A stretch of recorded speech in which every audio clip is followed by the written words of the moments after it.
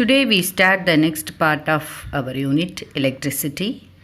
So far you know well about the structure of an atom with electrons, protons and neutrons, and transfer of charges by friction, by conduction and by induction.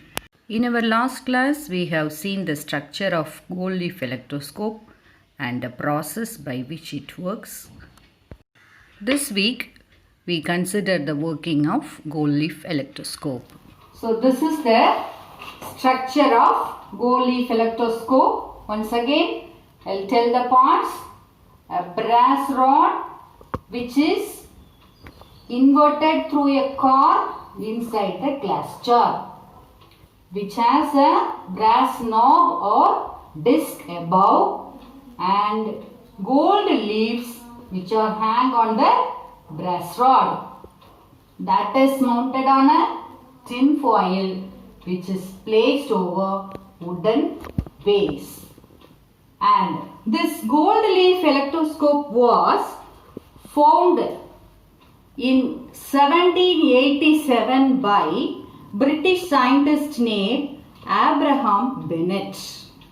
Now we will move on to the working of gold leaf electroscope. Now we will see the working of gold leaf electroscope. When the brass disc is touched by a charged object, the electric discharge gets transferred through the brass rod and the gold leaf. This results in the gold leaf moving away from each other. How? If the charged object is negatively charged means the knob is left with positive charge and the leaves gains negative charge. So they automatically repel each other and move apart. If the charged object is positively charged, the knob will become negative and the leaves gain positive charge. Again, they will repel each other. This happens because both the leaves have similar charges. So, what is charging of gold leaf? The transfer of charge from one object to another is called charging, that we know. Here, in gold leaves, the charge is transferred through the brass rod. That's what the charging of electroscope happens. After some time, the leaves comes to its normal position. Why? The leaf loses its charge and it becomes its normal position. This process is called electrical discharge. What it is called? Electrical discharge. The gold leaves would also be discharged when someone touches the brass rod with the bare hands.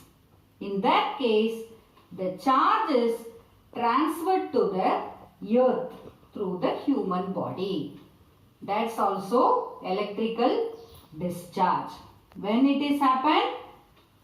When a person touches the brass rod with the bare hand, the electrical discharge happens and the charge is transferred to the earth through the human body.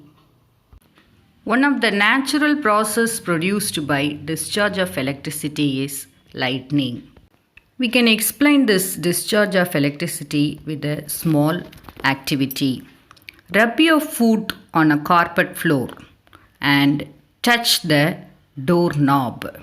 What do you feel? Do you feel a shock in your hand? Why does this happen?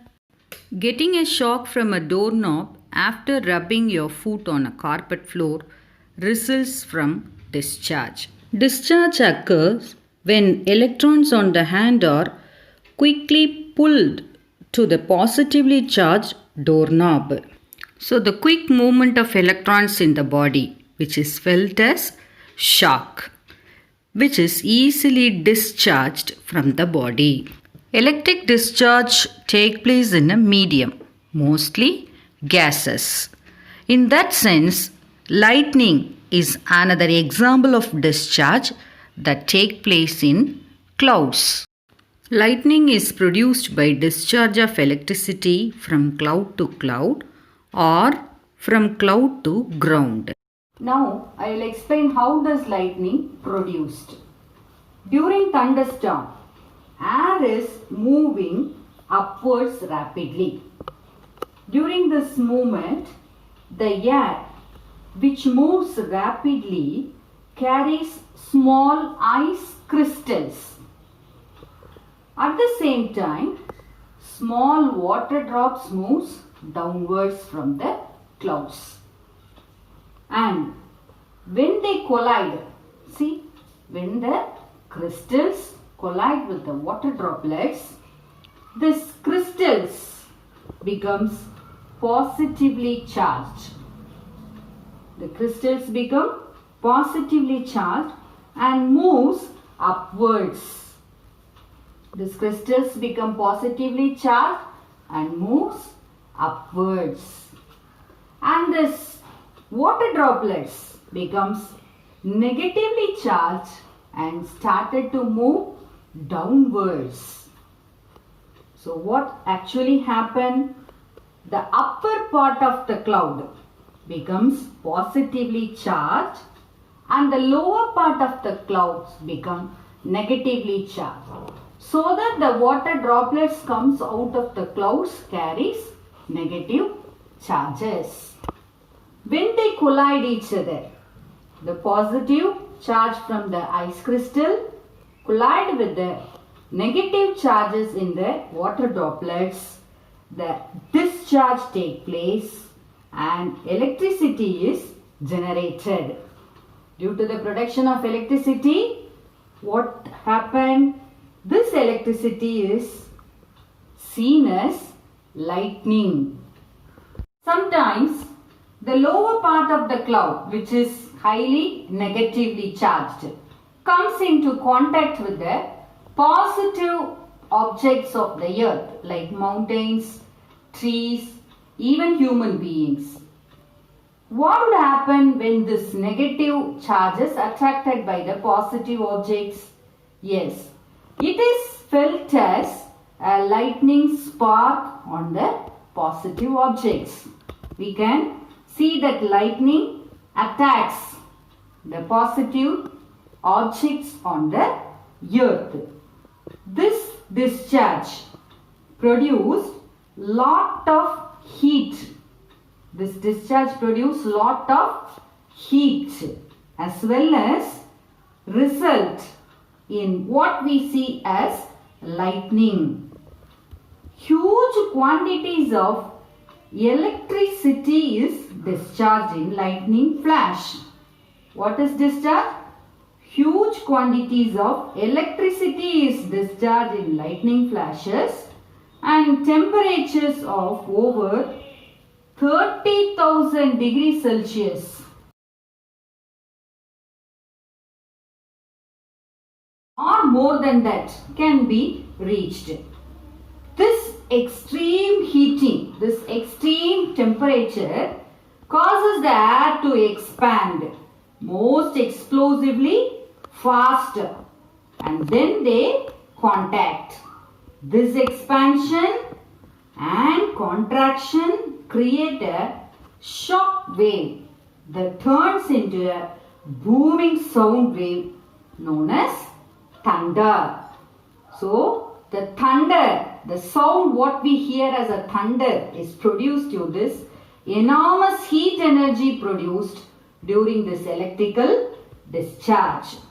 That's what the lightning's extreme heat will vaporize the water inside the tree. We can form water vapors inside the tree. So as soon as this heat developed by the discharge of electricity, what will happen? The steam, created steam that may burn out the trees. So we can witness so many trees get burnt during lightning discharge because of this enormous amount of heat production. Lightning may be seen before the thunder is heard. This is because the speed of light is more than the speed of sound. Sometimes we need to save ourselves from lightning. So we will see some prevention against lightning and thunder.